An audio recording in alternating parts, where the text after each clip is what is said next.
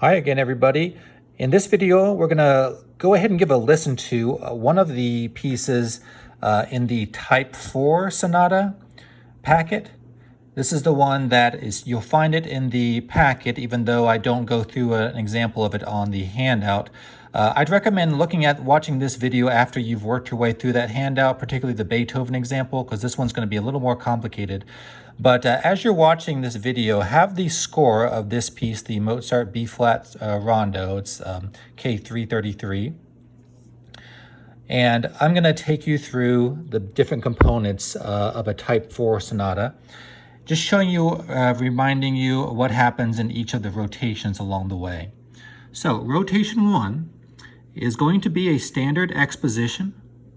Only major differences that we're going to find is that number 1, instead of calling it P, we're going to call it P refrain, which simply means, sorry about that, it's a little sloppy, which simply means that it's a P that's kind of in the refrain character, has the rondo character to it.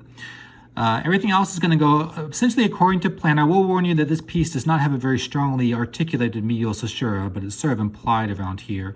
Then the only other thing that's new about the first rotation is that once you get into the closing zone, that music is also going to act as a retransition. So instead of remaining in the key of the dominant, you're going to add the minor 7th to make it a 5 active chord, an active 5 to get us back here. So let's go ahead and listen to the first rotation, then I'll stop us.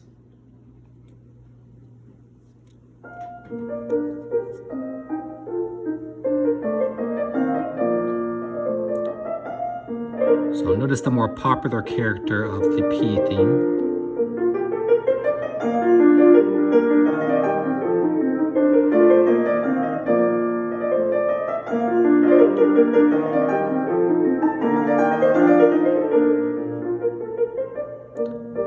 Okay, here we are into the transition. It's going to spin out soon.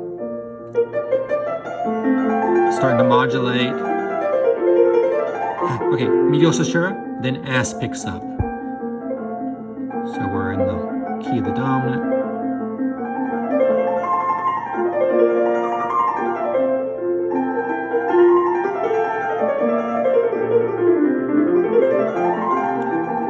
There it is, E, C. Now closing becomes a retransition.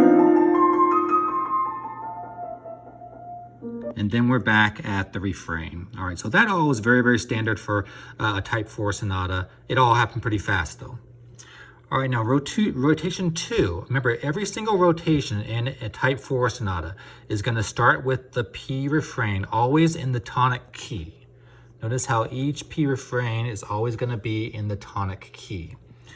Now, this is the most unpredictable rotation, because after the P refrain, you'll recall from the handout that the music after that can either be another episode, or it can just be an episodic kind of rondo idea in a different key, or you can have like a development section. This one is going to be more like a development section. It's kind of a mixture between a development and an episode. It's going to go through lots of different keys. It's going to kind of develop stuff from the first rotation.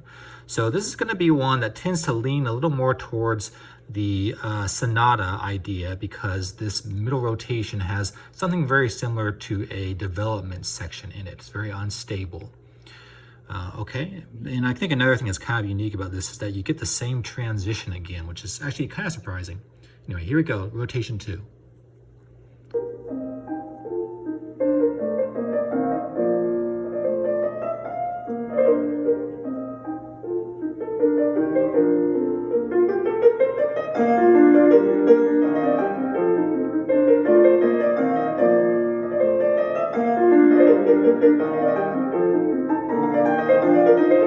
Transition again, same music, but something's going to change soon. See, you're actually getting now like medial caesura effect.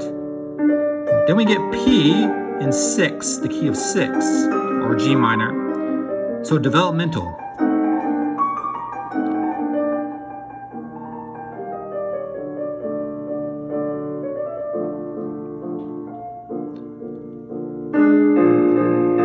Then we develop the transition in the key of 4, or E flat.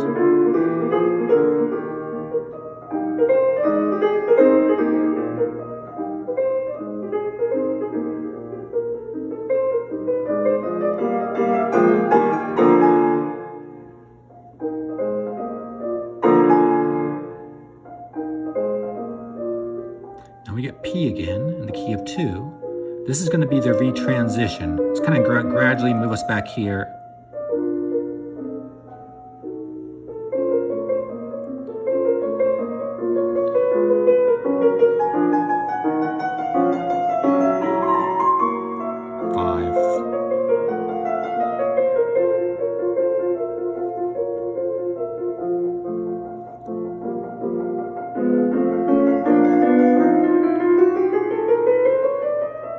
Okay, let's stop ourselves right there. So now we're at rotation 3. We've set ourselves up for the return of the P. This is going to be the recapitulatory rotation. So we're going to get the P refrain, we're going to get the transition. I believe there are some just small changes made along the way there. I'm trying to remember what if it changes, and I'll see when we listen to it. But of course, because this is the recap, it's going to end with a medial sussurra that is a 1/2 cadence, a non-modulatory. Then we'll get S in the tonic key. Then we'll get the closing in the tonic key. Now, there is one very unique thing of this particular piece, which is that in the place of where we usually get the long 5 chord to get us for rotation 4, we actually get a full-on cadenza. So you get the cadential 6/4, you get a piano cadenza, then it goes to the 5 chord, and then at the ending, we're going to get the P refrain again. So let's go ahead and just listen to the rest of this, and I'll narrate it.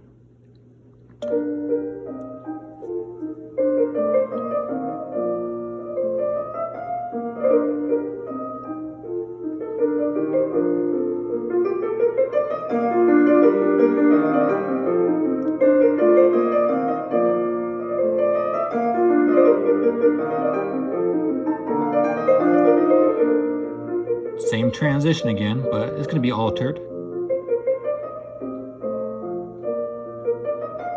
Here's where we differ.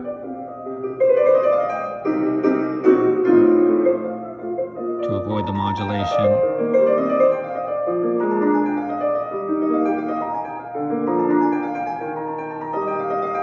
All right, crux around here. There we go.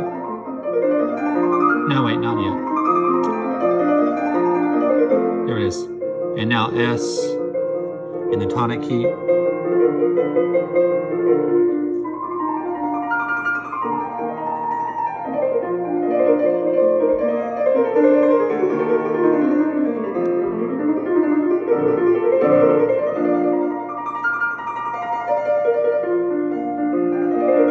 Here it is, the ESC. Now the closing area. So this should just go right back here, but instead, cadential 6/4, and then there's going to be this cadenza.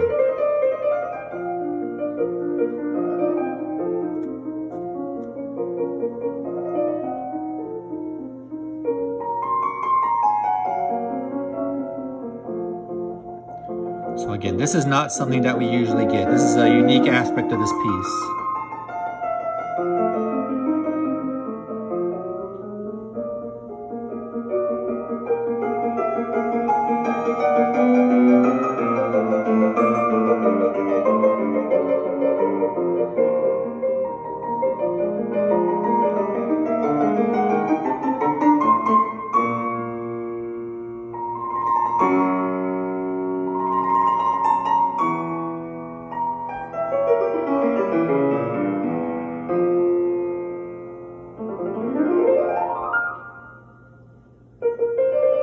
Now we're finally resolving it, essentially.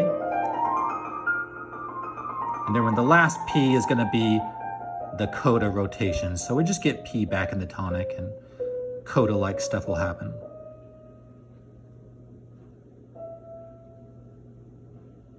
And here we go.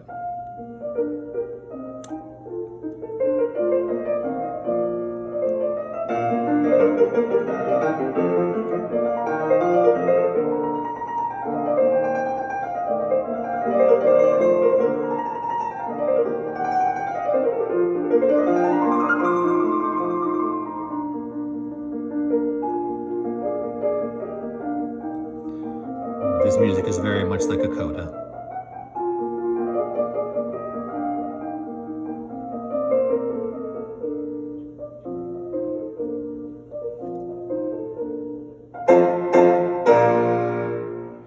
All right, right, so there we go. This is sort of what a sonata or type 4 sonata looks like. It's definitely the most complicated one that we're studying because there are so many different rotations. 4 rotations in total. Each one starts with P, the P refrain and the tonic key, but the first one is an exposition. Second one moves into either a new episode or a development. This one was a development. Third one is a recap, and fourth one is the coda. So there you go.